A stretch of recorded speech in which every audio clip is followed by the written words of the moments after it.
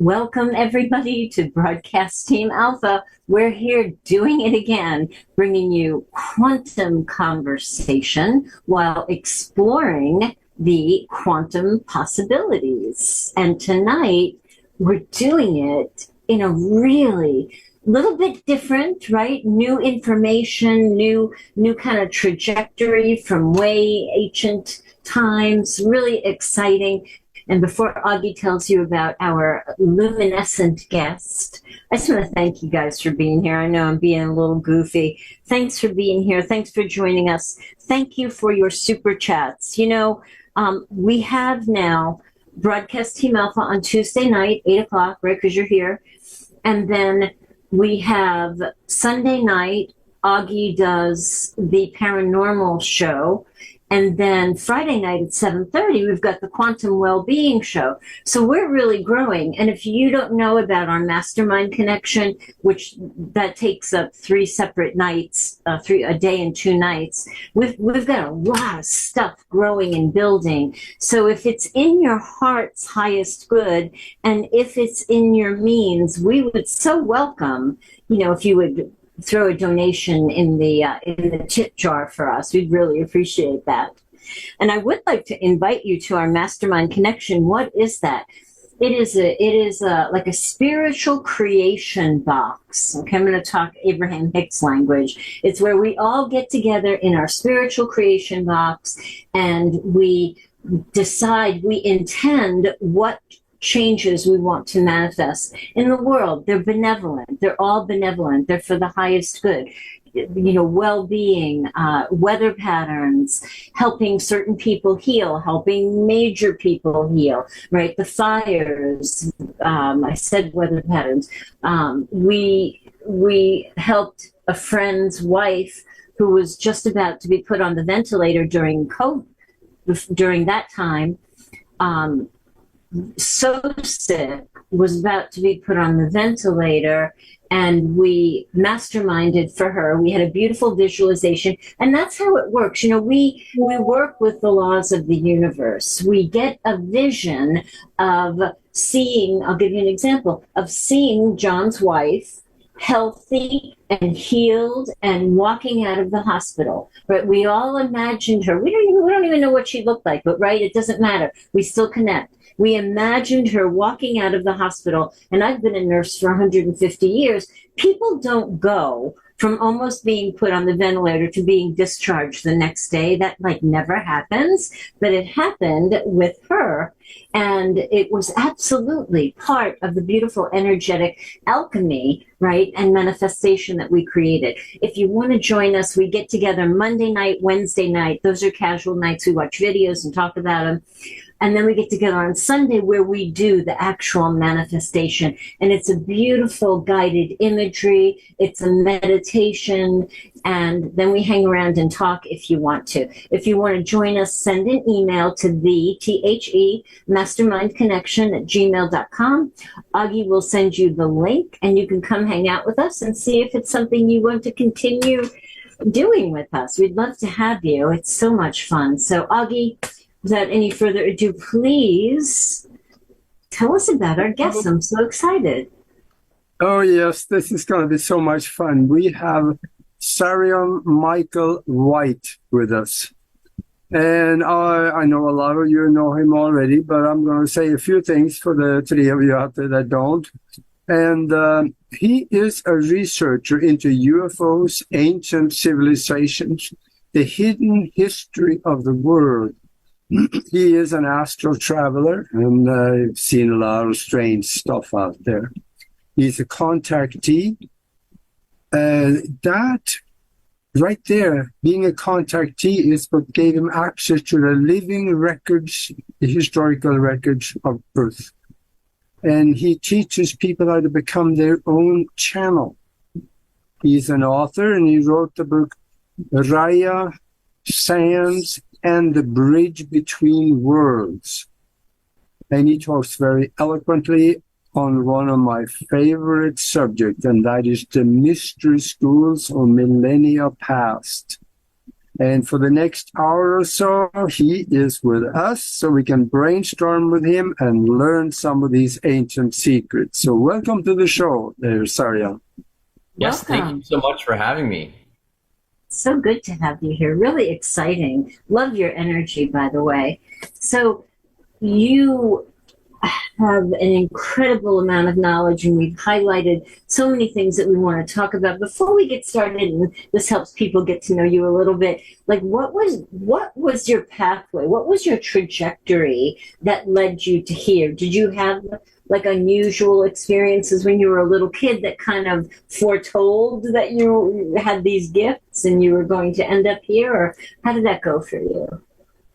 Well, I did have a lot of things that happened in childhood, but I think like a lot of us, I shut down and forgot quite a bit of it. By the time I was 7 years old, I noticed that something had changed. I had lost touch with the knowledge that I came in with.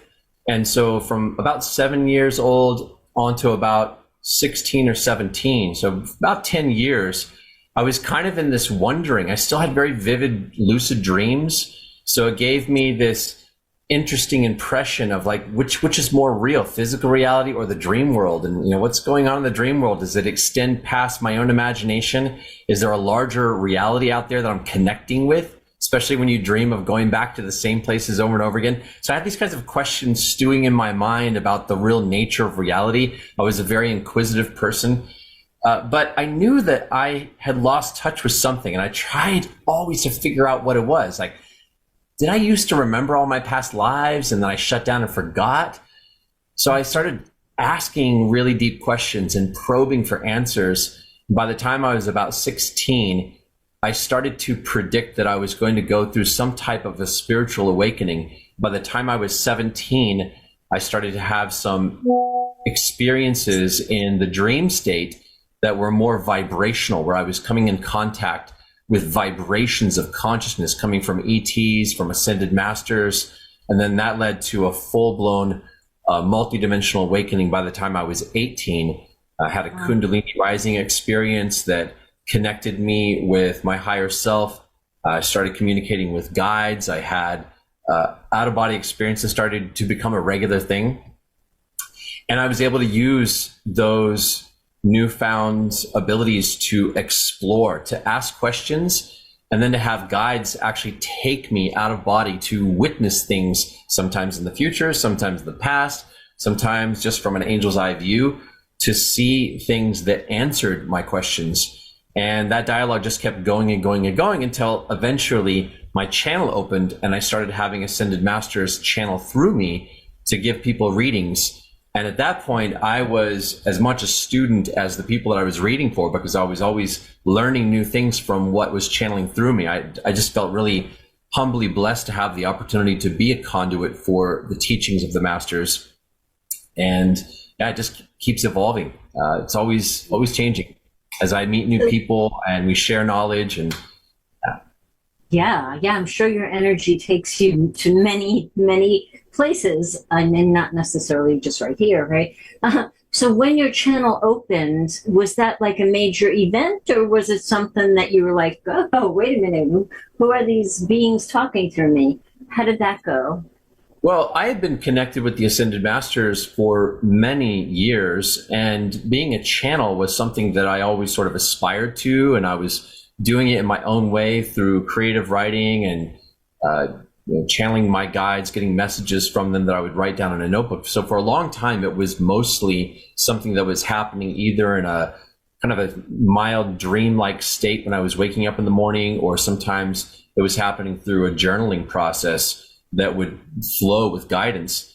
But when my channel opened in 2005, it was a unique experience. I had had other openings and channelings before, but it wasn't consistent. In 2005, it was like the Ascended Masters came in and said, okay, we are going to overlight you as a channel and train you to be able to channel us for other people, because that is now going to be part of your work. Wow. So yeah, that was a major, major event. How do you define channel? Just curious. Well, I think of all of us as being channels. I mean, there's a life force of consciousness that comes all the way from the highest source vibration of creation energy in the universe down through a very specific channel and pathway of energy that is part of the structure of the universe, that feeds right into the manifestation of who we are as an individualized soul.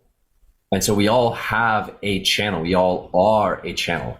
But the process of channeling is one of sort of opening the valve just a little bit more, and sometimes allowing a presence of consciousness from other guides, or sometimes it may just be a form of healing energy, light, love, qualities of consciousness that are coming from a more pure source that can just blend with us and merge with us and channel through us. Yes, beautiful. I love that. And it seems like more and more, and well, of course, everything is accelerated right now, and the veil is lifting, right? So, allegedly. Right. So more and more people are opening to their potential to channel, which I just think is amazing, just amazing. But I would just like to shift gears a little bit, and you've got vast knowledge and understanding of ancient civilizations and the mystery schools. I'd love to go down the mystery schools path if you feel like it. Absolutely. I'd like to start by saying that we have vast knowledge, because any knowledge that I've ever tapped into, it's part of a library of vibrational memories and knowledge that is part of our inheritance. It's more of a line than it is anybody else. And the fact that I have gained a measure of access to that, that is just so that I can be a catalyst for others, who can be a catalyst for others, who can be a catalyst for others. Because it's something that was designed and meant to awaken within all of us eventually, but especially certain people that are more primed and ready to be a part of these waves of activation that are opening up. So yeah, the mystery schools is a really hot topic. I see more and more people exploring this, especially the ancient Egyptian mystery school, which is where a lot of my personal experience and knowledge comes from. So my favorite. Yeah.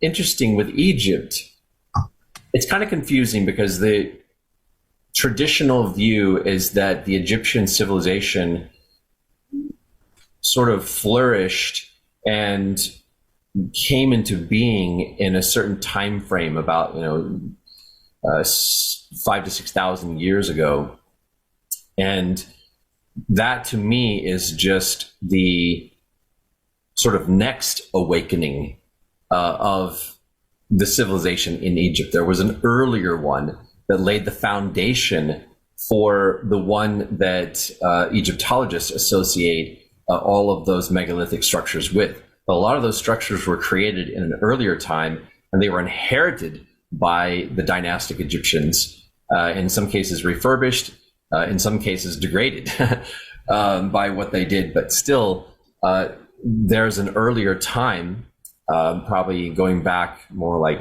12, 13,000 years ago, when a lot of these structures and their purpose were starting to be laid out to create a foundation for a great awakening that was known was going to come in our time. So when the ancient Egyptian mystery school that I commonly speak about and that we're all talking about, that was approximately 6,000 years ago, and it laid the groundwork in a way for the emergence of many different wisdom lineages and traditions and forms of ancient knowledge that went out and influenced the world's religions. A lot of the sacred knowledge that influenced many different awakenings and spiritual movements, both directly and remotely, because it was holographic in nature. What was happening in the mystery schools, it was affecting things on the other side of the planet. It was an awakening that echoed out and touched many different time periods. In fact, it's still happening. So what the ancients, the remnants of Atlantis set up with some of these pyramids and temples, and what they were designed for as instruments of higher consciousness to help uplift consciousness. When that got inherited and the earth reached a certain position in the heavens where the influence of certain star groups was able to start reactivating the purpose of some of these temples to bring in more light that could be harnessed through the process of these spiritual initiations that were taking place in the mystery school. When that started to happen, it was a whole new awakening that set up a framework for part of the awakening that is happening now. And I'll briefly tell you how that works and why it works the way that it does. And then I'm happy to take any questions. So it was known that there was going to be this moment of cosmic opportunity that would take place in this time period, that the earth was going to be flooded with light once again, even more profoundly than it was during the time of the mystery school itself. And that there was going to be a need for the humanity of this time period to be supported into these other levels of awakening, to tap into this light, to begin to integrate light back into our bodies and to hold it as a community vibration that could awaken the rest of the world. So it was known that there would be people like us that would feel drawn to be emissaries of light and to anchor light into our bodies, to want to climb the ladder of vibrations once again, as we had done in ancient times. And so it was also known that we weren't all going to be collected together in one place where we could start out in one community and build this field together and extend it out in a way that had a strong foundation of community to begin with. It was known that we were going to be spread out all over the place, born into societies that did not support us to be in an awakened state, carrying light. A lot of us came in carrying light, and that light got just beaten out of us, and there was a lot of, let's say, insensitivity in our psychological environment, not supporting us to be in a more open, vulnerable, sensitive state of awareness and connectedness with light. So, all of these things were known. So what the ancients did is they set up this mystery school where a number of people were able to go through a process of forming a community, and forming a community based upon knowledge of the human resonance field, where they were able to create a group harmonic, coherent field of consciousness that they could hold, that they could extend to imbue others with that energy, to attune them, to bring them into the community field. And they were practicing the high art of Tantra, which was a process of aligning with levels of light vibration where masculine and feminine energy are whole and unified and work together synergistically. And so they would come together and they would practice holding this field together in a way that was very synergistic and caused their chakras to light up and vibrate with immense excitement, riding waves of ecstasy into higher vibrations, pulling in knowledge from other dimensions and star systems, and encoding that knowledge into the stones and the temples that were some of the sort of like the storehouse of the knowledge. Under the umbrella of that field that you said they create, what kind of subjects did they teach in those schools? Yes, well, they were able to, through the practice of Tantra and going into a state of deep ecstatic union with one another, they could bridge consciousness into the multidimensional levels of themselves, and they could travel into these other channels of being that are part of the multidimensional self, and sometimes find themselves in other bodies on other worlds, and they could pull in knowledge from other worlds and bring that knowledge into our awareness here. Well, one of the things that they were doing was they were retrieving or connecting with different spiritual gifts that had been developed on other worlds, and they were pulling those in and starting to channel them and share them and work with them. And so this was a mystery school that was designed to awaken the soul's gifts like, telepathy and deep levels of empathic abilities, the ability to create certain kinds of alignments and connections between the chakras that could produce certain effects in human consciousness, that could allow us to do all kinds of different healing work. I mean, the ability to heal is not just one thing. There is a wide spectrum of different types of unique healing abilities that they were channeling and bringing into form and then sharing with one another. And because they had this community resonance field, it made it possible for people to share their gifts with each other in such a way that, I could channel somebody else's gift. If I was working with somebody and the gift that somebody else needed was something from elsewhere in the community that I personally had not worked with before, I could become a conduit for some other aspect of the community's soul gifts, and that could just merge into me and come through and work with the person that I'm working with. That's the type of stuff that we were doing. That's amazing. So I'm imagining that when that sort of transference, transaction, whatever we would call it, where you kind of took on somebody else's modality from another planet, that was all within the container of that ecstatic vibration, that ecstatic harmonic vibration. That's like the gel that held everything together, right? Absolutely. Yeah, if you were to see this from an angel's eye view, from a higher dimensional perspective, it would have looked like there was this bubble of love vibration, almost like a dome, that covered the whole land of Egypt and extended beyond it.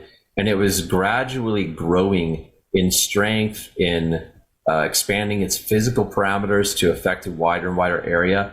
And it was also kind of like a dome of protection, and it protected the work of these very sensitive channels in the Egyptian Mystery School, because they were being held in a love vibration.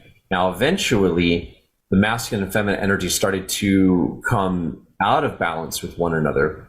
And once the imbalance got going too far in the wrong direction, it led to disruptions in that field.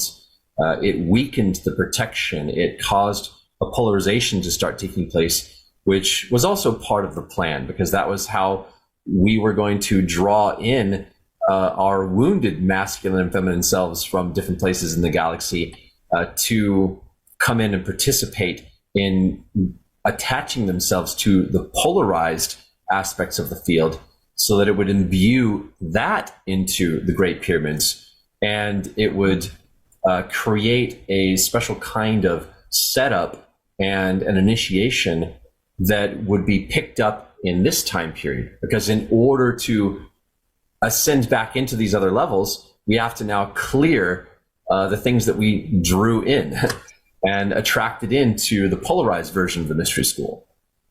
These so mystery schools, mystery schools has been around a very long time. And I'm wondering, where did the information originally come from? Could it have come from Atlantis, let's say, when the last islands went down about 30,000 years ago and they went to Egypt? Could it have come from there? Because I know they were doing these kinds of things in Atlantis. Yes. Now, Atlantis definitely had mystery schools, and yes, the Egyptian mystery schools specifically are an extension of the knowledge of Atlantis. Absolutely, there's a very, very strong link. I would say anytime there has been an incarnation of the ancient or sacred mystery school on the planet, it also, in many respects, stands alone as a new incarnation of a mystery school that is more ancient than any of the civilizations that we might ascribe to it. So, even though there's a direct link, there's a knowledge link between the Atlantean mystery schools and the Egyptian, you could think of each incarnation of the mystery school that took place in each time period also as somewhat of a standalone incarnation of the mystery school, because there was a whole new dispensation of light that was also coming in that was unique in each time reference. But yeah, it goes back even before Atlantis. In fact, some of the incarnations of the mystery school on Earth have taken place in vastly more ancient times, long before humanity, when there were other civilizations on the planet that were not human. I also know, I heard Greg Braden, he went to Tibet and he met with the Dalai Lama. And they ended up in a conversation about the fact that Greg thought maybe this guy that we know as Jesus may have been there. And the Dalai Lama said, yes, there was this Hebrew. We have paper recorded, they have recorded records of this Hebrew that came here right about 2,000 years ago, and his name was Issa. And then finding out that, yes, that was one of the names he used. Yes. Mm-hmm. That was one of the mystery schools in Tibet. Yes, absolutely. We do have a quick question in the chat room. Faith Inspired asks, can you gift someone your energy and gifts before the body dies? Any thoughts on that? Well, I would say anything is possible if it is in alignment with divine will. So if that's something that is truly in accordance with divine will, I don't see any reason why that couldn't happen. I personally have not ever heard of a specific instance of that taking place, but I do know that ancestors can pass on gifts to their descendants. And any being that has developed or cultivated a gift vibrationally can pass that on. Some of the gifts that I have been imbued with have come from incarnations that were not part of my soul lineage. It was an entirely different soul, different culture, different time period that I had not been a part of myself as a soul, but they came through and shared part of the vibrations of their gifts with me. So anything's possible. I do want to say one other thing about the mystery school topic, though, because to kind of complete my thoughts on this, because it was known that we were going to be all spread out all over the world and we wouldn't all be concentrated together, surrounded by advanced teachers training us into higher levels of consciousness.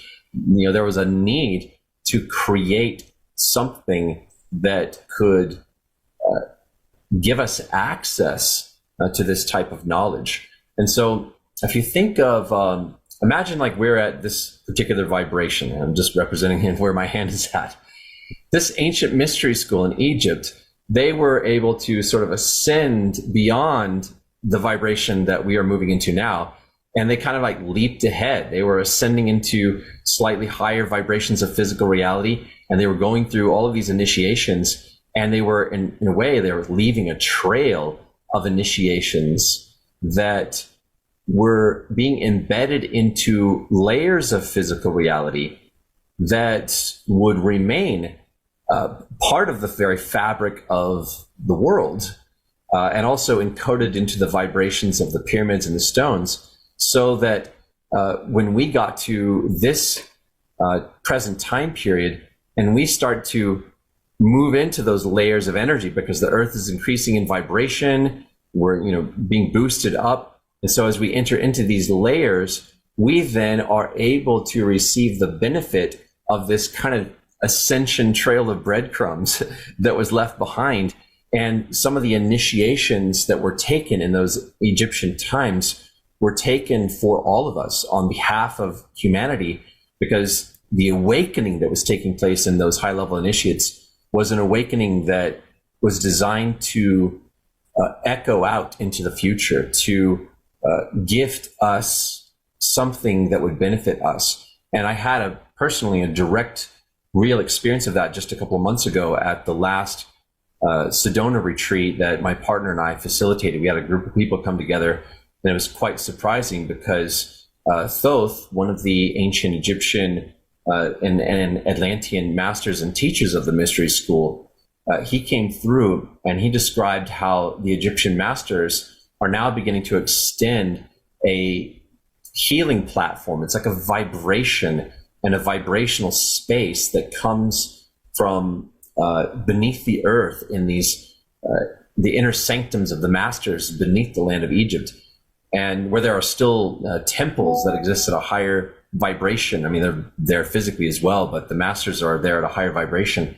They're able to extend this healing platform out to us to connect us with some of the benefits of the initiations and the healings and the clearings that already took place thousands of years ago, but created a pathway for our awakening now, so that we're not starting from scratch in this current awakening ascension process.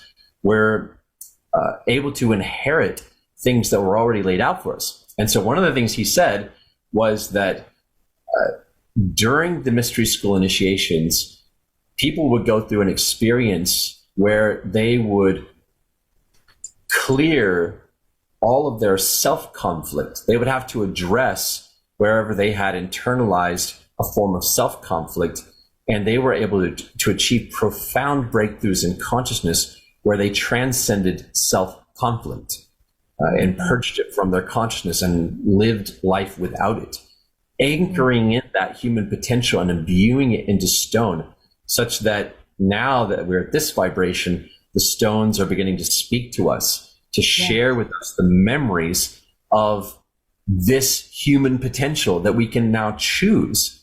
So imagine that you start to become aware of what a detriment it is to be in conflict with yourself in any way. And you get serious about wanting to clear that.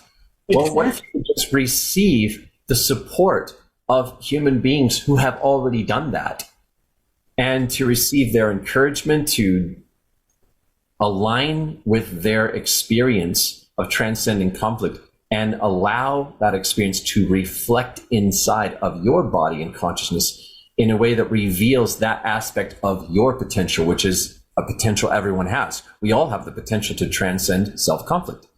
So Thoth gave us this opportunity to receive a clearing. And I was surprised because when I woke up that morning, I felt so much self-conflict come up inside of me. I was wondering, like, wow, how am I going to be able to channel this retreat today? Because I felt and where is this coming from? Like, this is coming out of nowhere. I couldn't understand at first, why was I feeling this? There wasn't even anything that had triggered it, but suddenly I was face to face with some of the deepest energies of self-conflict. And then Thoth came in. I think he was the first master that channeled through me that day. And he said that we were in the midst of a clearing because they were extending this healing platform and offering for us to receive from the benefits of those that had cleared all self-conflict. And that's why that energy was coming up. It was actually part of a healing process. And over the course of several hours, that energy came up and out. It didn't just come up, it came up and out, and it released. And I want to say at least some measure of self-conflict that I had been living with for my whole life since childhood, it just got resolved in a very graceful, beautiful healing ceremony. Not that I'm 100%, clear of it, but it's we take these steps, and every time we take one, we're hopefully making it easier for other people that are coming after us in this process. Absolutely. You mentioned also just a little. Oops, I'm sorry, Nari. Go ahead. You mentioned that the stones will talk to us. It sounds a little far out there, but there is some science behind that. Because I know that they have done experiments with putting voice and pictures into crystals. And they get deposited just like you would deposit them on a computer. And they were able to retrieve them. In fact, also, they were able to retrieve them in form of mental images, which is more telepathic. So what you're saying right there is science behind it, and that works. Yeah, well, the way that I came to understand this, and this started from my own experience of going to Egypt and laying my hands on some of these statues and stones and feeling them vibrate knowledge into me and hearing messages speaking to me as if somebody in Egyptian times, thousands of years ago, knew that I was going to come and one day touch that stone. And it's like they were using some type of a way of focusing their attention through the elemental energy of the stone to talk to the future. And they could see me there. They were speaking to me about who I am and what I came here to do and what my connection to Egypt was. So I've had my own experiences of this, both physically and remotely, because there's even more that came to me after visiting Egypt. But my understanding of it is that they knew several different things. And this is some of the ancient knowledge that I believe came from Atlantis, which is that human wisdom lineages can be broken. Somebody can die unexpectedly before they passed on their knowledge. They knew that human wisdom lineages can, the knowledge can become corrupted as we move through ages of light and dark. And so in order to pass on knowledge to the future, they needed to pass on their knowledge to beings that did not die. And so they started working with the elementals of nature, elemental beings that live inside the construct of matter, that inhabit the stones and the crystals and the mountains and the rivers, and that can be entrusted with information. And that was something they utilized. They built these temples knowing that the temples would house various types of beings that were being welcomed into those temples as memory keepers. They knew that there are certain types of elemental beings that specialize in receiving and holding memories and making them accessible in the same way that we would store information on a hard drive. Except it's happening in the natural world with beings that are far more conscious, ancient, multidimensional, and accessible to us throughout all the ages. So they knew what they were doing when they built these temples and encoded the information into them. I love that. And you, of course, are a channel, and now you're helping people to open to being a channel themselves.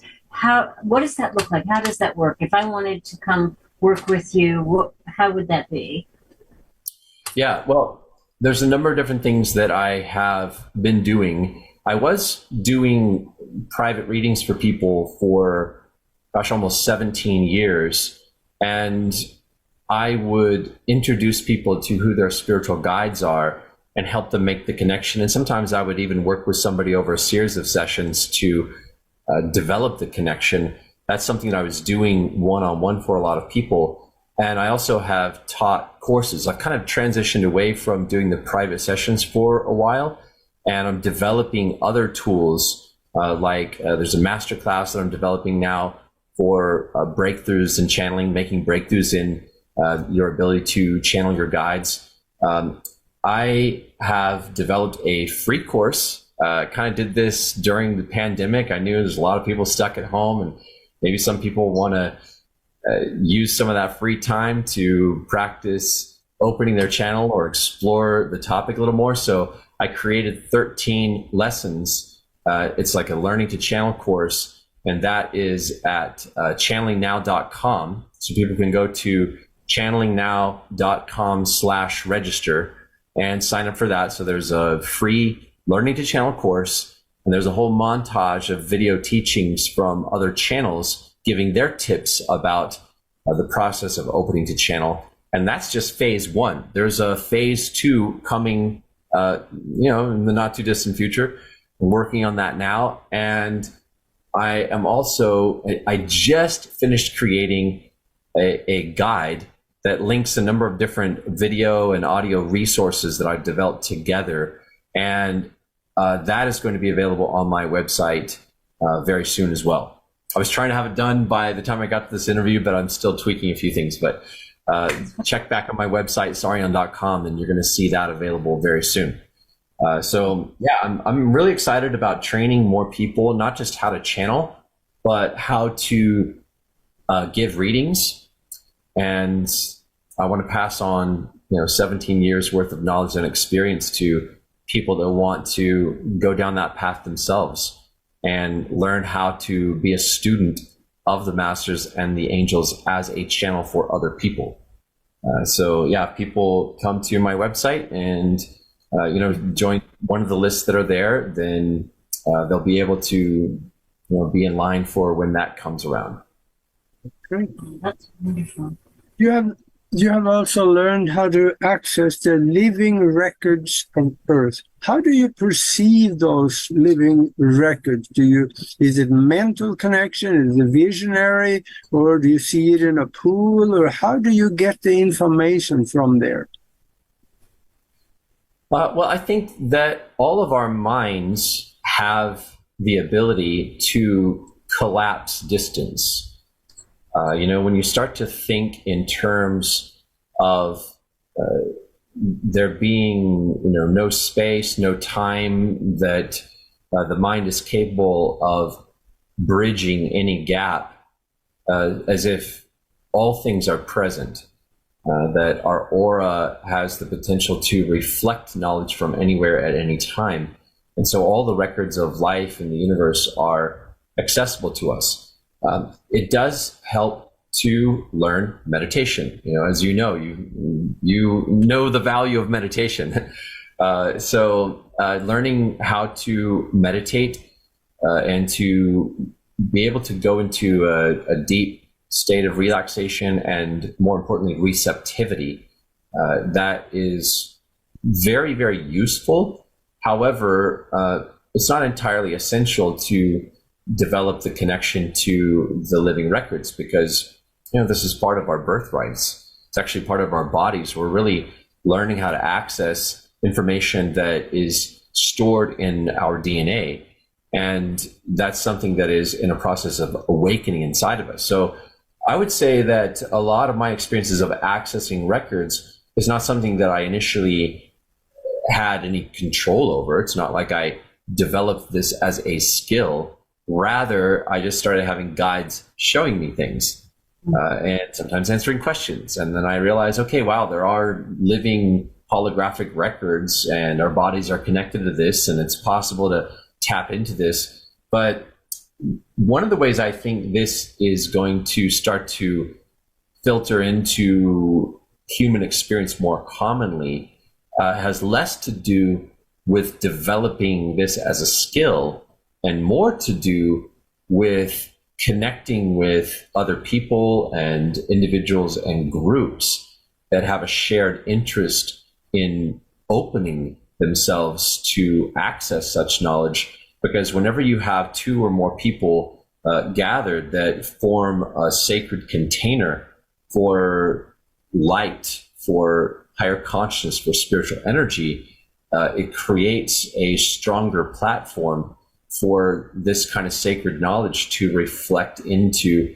our field of consciousness. So what people are going to be learning how to do more and more over the years, the decades, is how to come together and through intention create a sacred container for spiritual knowledge to reflect into the space between us, so that we start to support each other to expand our consciousness through a group harmonic resonance field, which makes it possible to see things and feel and sense knowledge that cannot be understood properly by only one mind alone.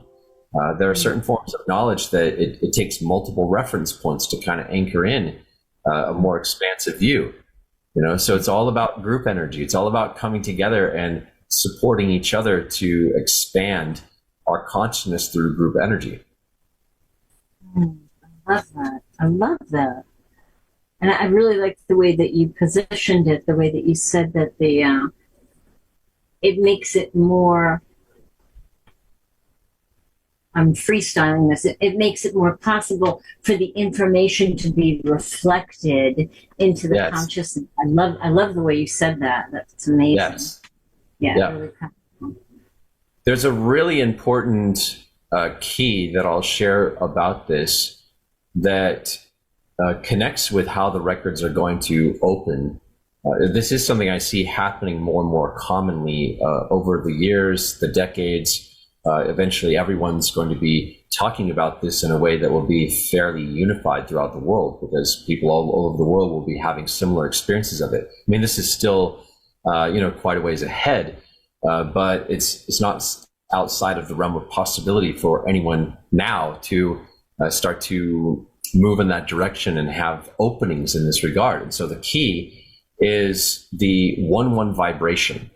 So the 1-1 vibration is a vibration of perfect equality of being. It's something that Yeshua taught during his ministry, Master Jesus, and he taught this by way of extending a very simple prayer. And the prayer is, I am one and you are one, and we are both equally one with each other and equally one with the heart of humanity. Meaning that there is one human heart, that we both share in that heart equally. And whenever you are holding and affirming that equality of being, that supports a field of oneness and wholeness to come into the field between us. And then that activates what I call our betweenergy.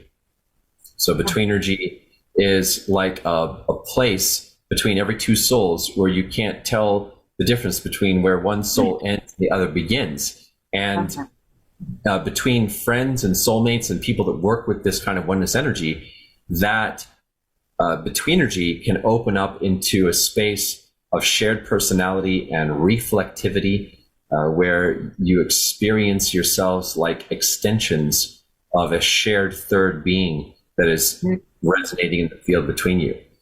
So I actually kind of coined that word and that meaning when I was channeling this book. So you can see it. It's Roya Stands and the Bridge Between Worlds. So this is where that word kind of entered into the global conversation through this book.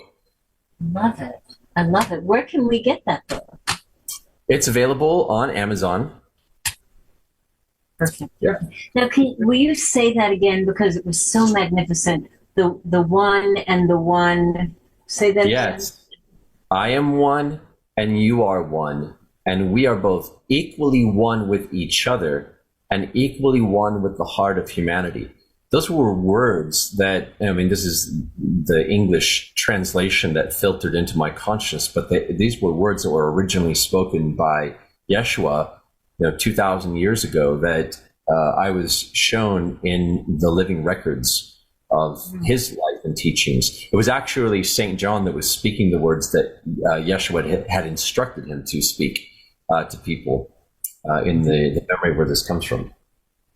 When you look at the living records of Earth, that could involve the past, present, and the future. So what, if you look at that, what do you see in our future? We know the present and the past, but what about the future? What do you see? Yeah. Well, I've been shown a couple of different timelines. Well, I mean, a number of different timelines, but there are two specifically that look like they kind of run parallel to each other for a while.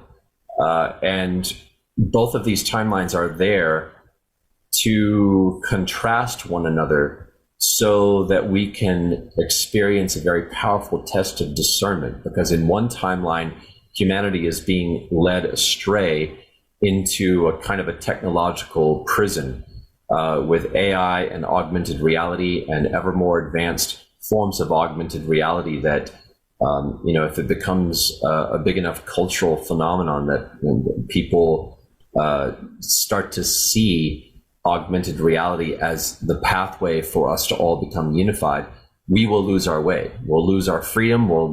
Our brains will be hijacked by how that technology can also be used to control us on that timeline.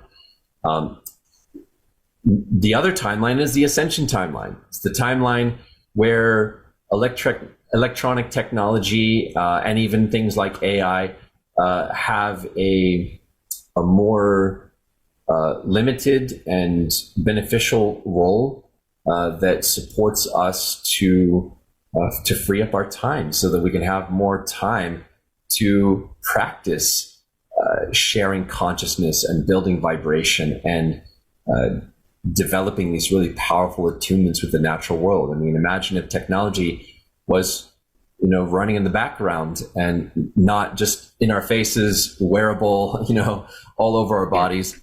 And instead, it's being used. AI and automation is being used to create the resource of time for everyone in a way that everyone benefits, not just people who want to use it to increase their bottom line.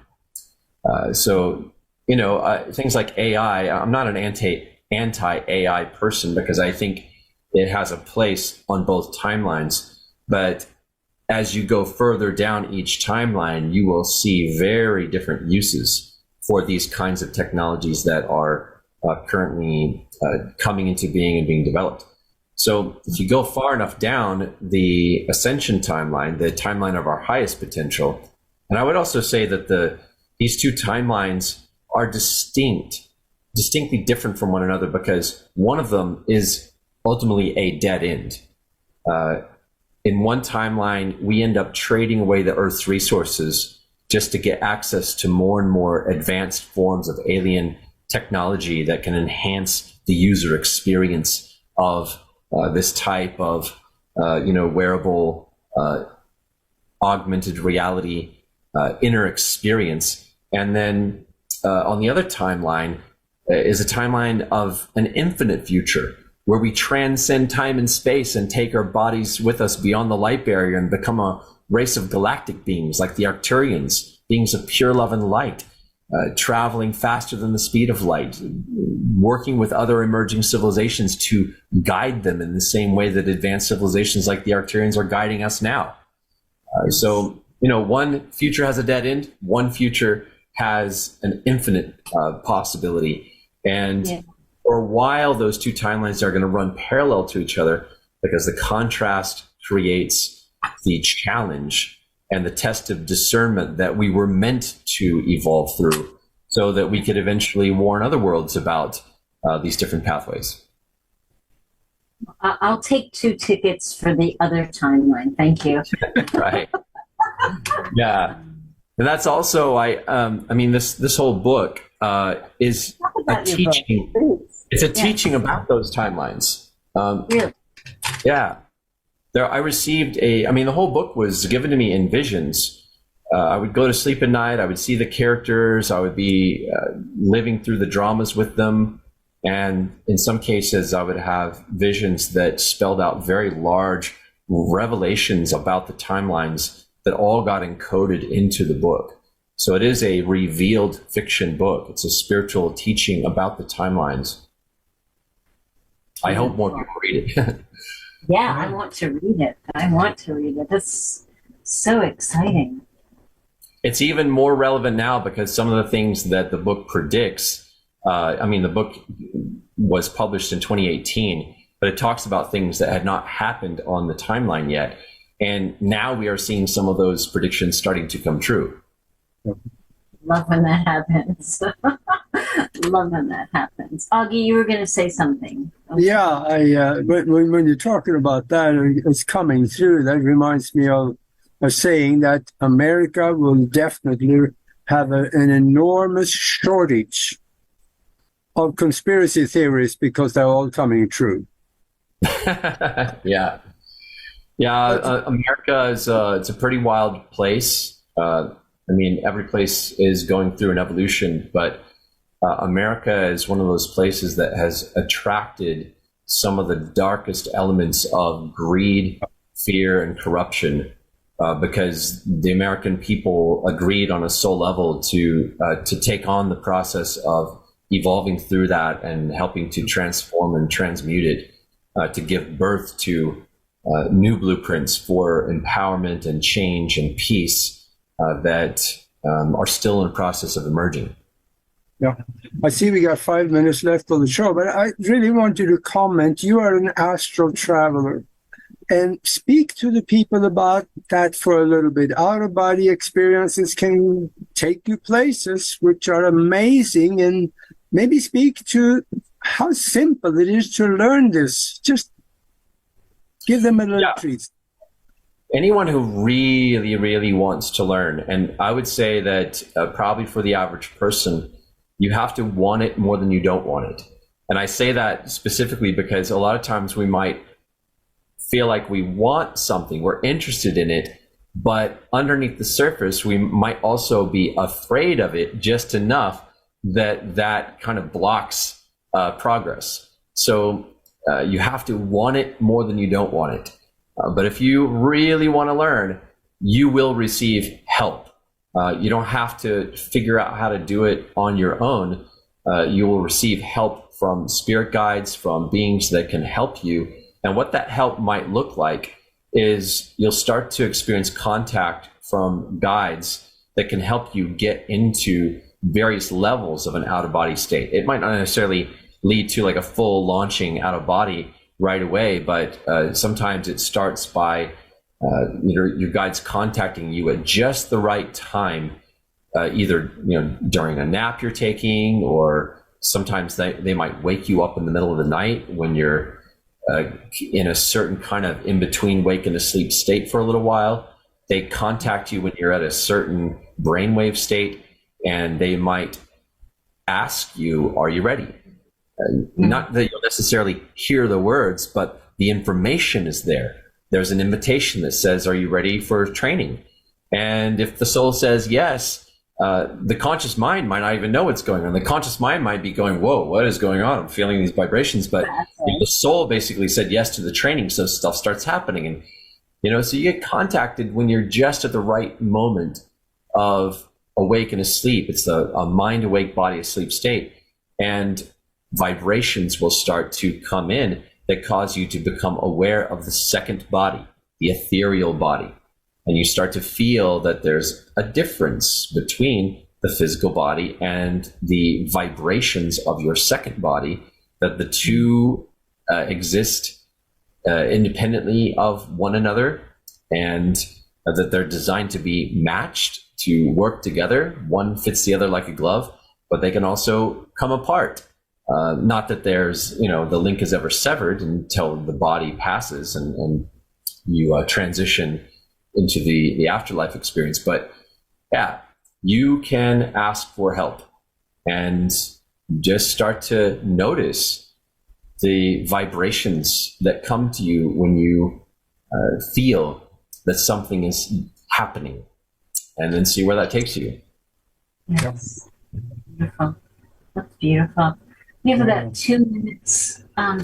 Tell people one more time how to find you, how to find your book. Yes. So the book, Roya Sands and the Bridge Between Worlds, is available on Amazon. And you can find me at saryon.com. That's saryon.com. You can also look me up on YouTube. And I encourage you to go to my YouTube channel and subscribe and turn on your notifications, because I'm posting new things, sometimes not super consistently, but it kind of comes in waves. I get an inspiration, and I'll answer a lot of people's questions for a while and start posting new things. I'm about to move into doing more now. And yeah, I love hearing from people. When people leave me comments, questions, I try to be pretty good at engaging and interacting with people. I just subscribed to your channel, so thank you.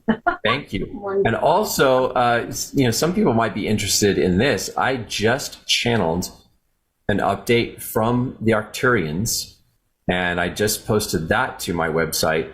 And it's right there when you first go to the website. It's the first thing you see. And it is a 2-hour long webinar that was taped on Zoom. And you can sign up for that. It's donation basis. So, if you feel to receive it as a gift, you can. You can also leave a donation. Either way, that is there. It's beautiful. Is that the one where you said that the Arcturians are helping you do the seminar? Yes, one of my Arcturian guides came in and channeled through me for, gosh, it was almost an hour, seems like. He was speaking through me and giving a whole planetary update. Oh, that's interesting. Thank you so much, Saryon. Thank you so much. I'm going to have to read your book and maybe you'll come back on and let's talk about your book in the not too distant future. Absolutely. Thank you so much for having me on. It's been a pleasure. Thank you. This has been wonderful. Thank you very much. Yeah, Thanks, thank you. Audrey. Thanks, Max. Thanks, everybody in the chat room. I see you guys lively as usual. Love you guys all so much. So much love to you. Please take care of each other. And we'll see you either Friday night at 7:30 for the Quantum Wellbeing Show. It's only a half hour. It's just a little blip. It's about everything quantum well-being. Last week we talked about what do women want in relationships. I'm not sure what the topic is this week. We might talk about what men want and then bring it together. And then we've got Augie on Sunday night at 9 o'clock. Is it 9 o'clock Eastern, Augie? Yeah, the paranormal world. And that's really, yeah. Woo! So put your seatbelt on for that. On Sunday night, I'm interviewing a guy from Sweden. He's talking about all the weird stuff going on in Sweden. That'll be interesting. All right, guys. Much love, everybody. We'll see you next week. Take care. Thank you, Saryon. Thank you so